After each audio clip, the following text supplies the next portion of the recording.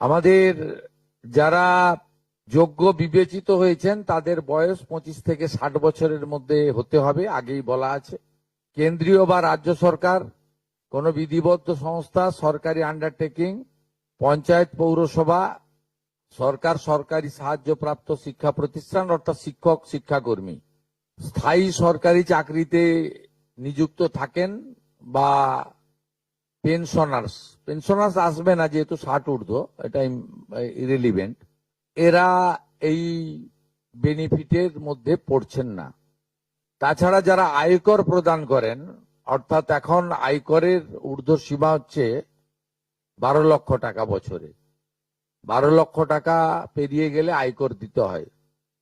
যে পরিবার আয়কর দেন, অর্থাৎ যার বাৎসরিক আয় 12 লক্ষ টাকা, সেই পরিবার এই কর্মসূচি অন্তর্ভুক্ত হওয়ার সুযোগ পাবেন না। এবং যে মহিলা নিজে 10,000 টাকার বেশি নিজে উপার্জন করেন মাসে, তাকেও এর বিবেচনার মধ্যে প্রাথমিকভাবে আনা হয়নি। কিন্তু এক্ষেত্রে যারা ক্যাজুয়াল, কন্ট্রাকচুয়াল, মানে বাড়ির পুরুষ মানুষরা, তাদের বাড়ির পরিবারের স্ত্রী বা অন্যরা বিবেচিত হবেন। যদি কোনো মহিলা, এটা একটি নারী অর্থনৈতিক সশক্তিকরণের স্কিম, সেক্ষেত্রে যিনি সরাসরি নিজে 10,000 টাকার বেশি উপার্জন করেন তাকে বিবেচনা করা হবে না। 25 থেকে 60-এর মধ্যে যারা 3,000 টাকার কম ভাতা পান, ধরুন উইডো পেনশন 1,500 টাকা এই মাস থেকে হয়েছে, গত মাস পর্যন্ত ছিল 1,000 টাকা, তাদেরকে হায়ারটা দেওয়া হচ্ছে, 3,000 টাকাটাই দেওয়া হচ্ছে অন্নপূর্ণা যোজনাতে।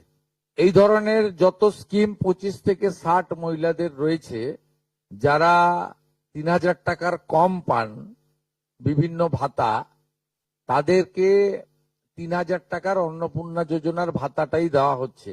এক্ষেত্রে দুটি ক্ষেত্রে আমরা শিথিল করছি। একটা হচ্ছে দিব্যাঙ্গ ভাতা যারা পান তারা দুটো ভাতাই পাবেন।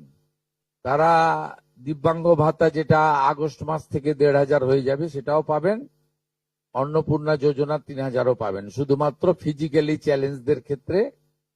আর পিএম কিষাণ সম্মান নিধির ক্ষেত্রে, এই দুটি ক্ষেত্রে আমরা এটাকে শিথিল রাখছি। এছাড়াও এর আগে যেটা অনেক মহিলার নাম বাদ চলে গেছিল, 3 কক্ষ বিশিষ্ট বাড়ি, এটা গ্রামের ক্ষেত্রে এক্সাম্পট করে দেওয়া হয়েছে। গ্রামের ক্ষেত্রে কোনো বাড়ির সংখ্যা রাখা হয়নি, শিথিল করে দেওয়া হয়েছে। অর্থাৎ গ্রামীণ এলাকার মহিলারা এবারে আরো বেশি সংখ্যায় সুযোগ পাবেন।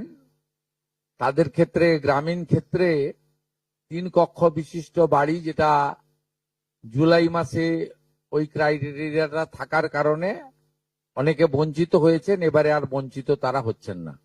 এবং শুধুমাত্র জমির পরিমাণের ক্ষেত্রেও যে 7টি কর্পোরেশন রয়েছে, সেখানে শুধুমাত্র 50 ডেসিমেলের বেশি জমির মালিকানা যারা কর্পোরেশন এলাকা, কলকাতা, হাওড়া কর্পোরেশন এলাকা 7টি, পৌর এলাকা এবং গ্রামীণ এলাকাতে ছাড় দেওয়া হয়েছে জমির পরিমাণের ক্ষেত্রে। এর ফলেও আরো অধিক সংখ্যক মহিলা, গ্রামীণ মহিলারা বিশেষ করে, এবারে আপনার অর্থ পাওয়ার ক্ষেত্রে সুযোগ পাবেন।